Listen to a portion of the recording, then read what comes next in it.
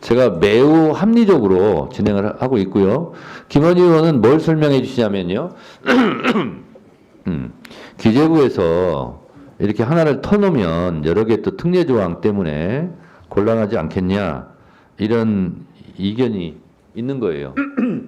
네. 설명 좀 해주세요. 지금 여러분들 의원님들 다 여야 의원님들 다 아시다시피 전력망이 절대 부족한 상황입니다. 그러니까 지금 우리 첨단 미래 전략 산업에서 에너지 수요가 급증할 거라고 누구나 지금 전문가들이 예견하고 있습니다. 왜냐하면 AI라든가 빅데이터 센터라든가 그다음에 자율주행이라든가 반도체 산업 이게 모든 첨단 미래 산업들이 전기 먹는 하마들입니다.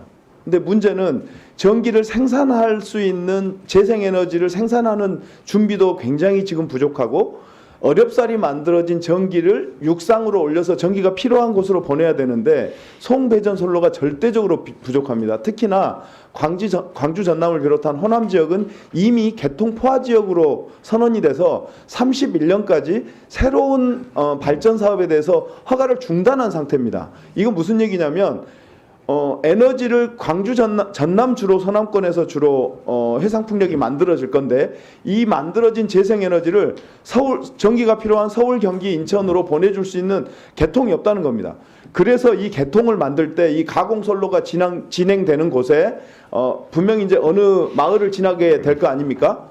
근데 이 마을을 지나게 되면 이 가공선로의 선하지들 여기에 대해서는 엄청난 민원이 발생합니다. 아시다시피 밀양 송배전 솔로 싸움 다 기억하실 텐데 그런 일들이 발생했을 때 지방자치 그 주민들을 설득할 수 있는 힘은 지방자치단체장한테 있습니다. 그래서 그 지방자치단체장이 주민들을 설득하는 과정에서 필요한 시설들이라든가 주민들을 위한 편의 시설이라든가 혹은 그 지하화하는 지중해 묻는 시설이라든가 혹은 에너지 소외계층에 대한 지원이라든가 이런 것들이 필요하게 되는데 그때 정부가 이 지방 정부에 대한 재정 지원을 하지 않았을 경우에 요즘 아시다시피 지금 지자체들이 재정이 굉장히 열악하지 않습니까? 지방 재정들이 이 상황에서 그 사업을 추진할 수 있는 힘을 잃게 된다. 그래서 국가기관 망법에서 가공선로 경과 지자체에 대한 정부의 재정 지원을 이게 반드시 필요하다. 이게 없으면 지자체가 힘을 못 받는다. 이런 문제의식이 있었고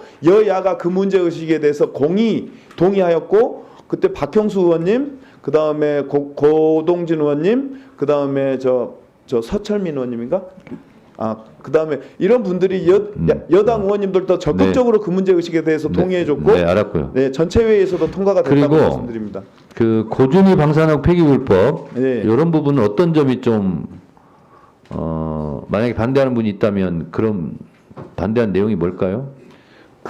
이거는 좀 그러니까 연구용 지하 연구 시설을 건설할 경우에 그 당초에 임의 기종이었는데 그 의무 기종으로 이제 변경을 했습니다. 네. 왜냐하면 필요한 시설이어서요. 근데 이런 문제에 대해서 좀 기재부에서는 강행 규정 요구가 많은 상황인데 그럼에도 불구하고 이걸 잘 안 들어주고 있는데 이 조항만 틀어줬을 경우에는 좀 구멍이 뚫리게 된다 이런 취지의 기재부의 반대 의견이었는데 그거는 사실 그렇게 크진 않았습니다. 왜냐하면 고준위 방패장법에 네. 대한 필요성에 대해서 여야가 너무 공감대가 깊게 형성돼 있었고 지금 이 시기를 놓치면 사실 고준위 방사성 폐기물을 처리할 수 있는 시설 자체가 못 만들어지기 때문에 저는 여야가 일치해서 합의를 했고요. 시켰습니다. 해상풍력법은 기재부에서 지금 반대 의견을 표명을 했어요. 네네.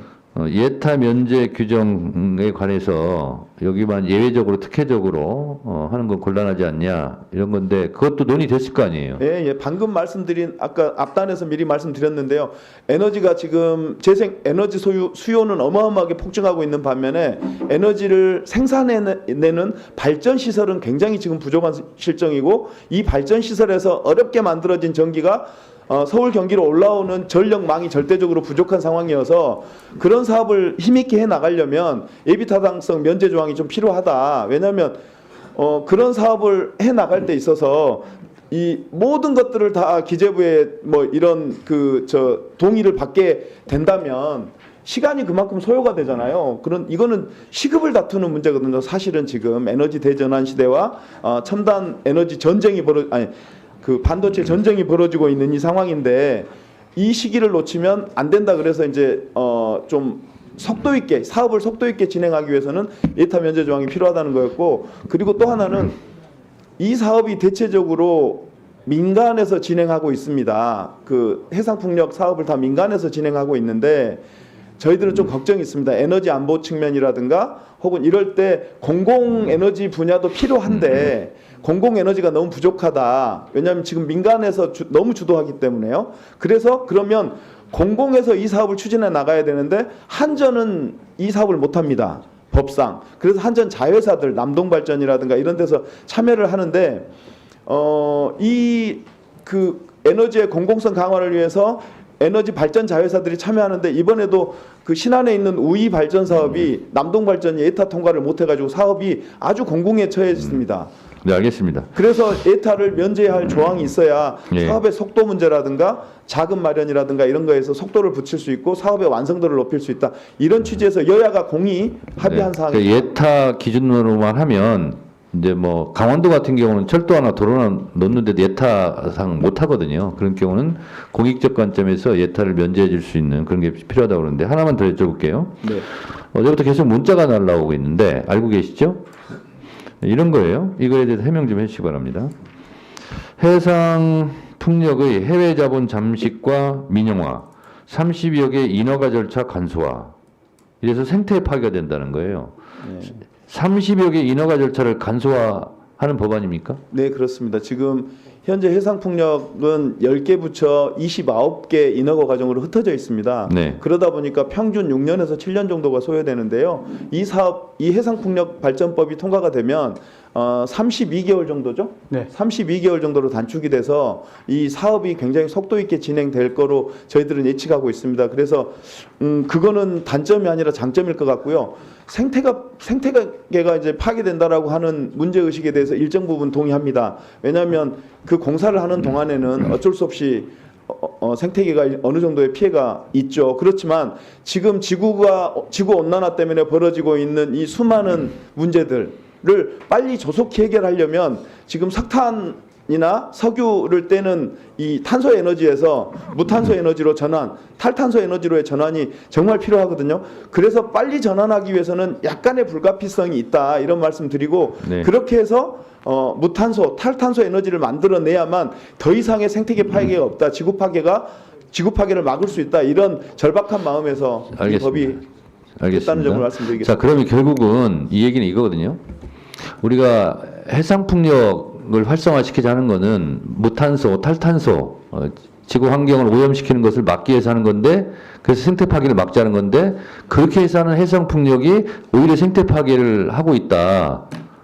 라는 거 아니에요, 지금? 이런 주장은? 이게 이제 공사하는 동안에 부득불 이게 네. 물 속에 바다 속에 이제 하부 구조물을 설치하고 타워를 설치해야 되는 사업이거든요. 그 네. 과정에서 이제 그 주변의 생태계가 일시적으로 알겠습니다. 파괴되는 건 맞습니다. 근데 그게 무섭다고 이 상황을 지금 현재 그러면 탄소를 계속 뗄 거냐, 석탄, 석유를 계속 뗄 거냐, 그건 아니지 않습니까? 다른 에너지를 만들 태양광은 실제 주민들의 어떤 반대라든가 여러 민원들 때문에 태양광은 더 이상 확대하기가 쉽지 않은 상황이고요. 그런 상황에서 해상풍력으로의 전환이 굉장히 중요한 상황인데 네.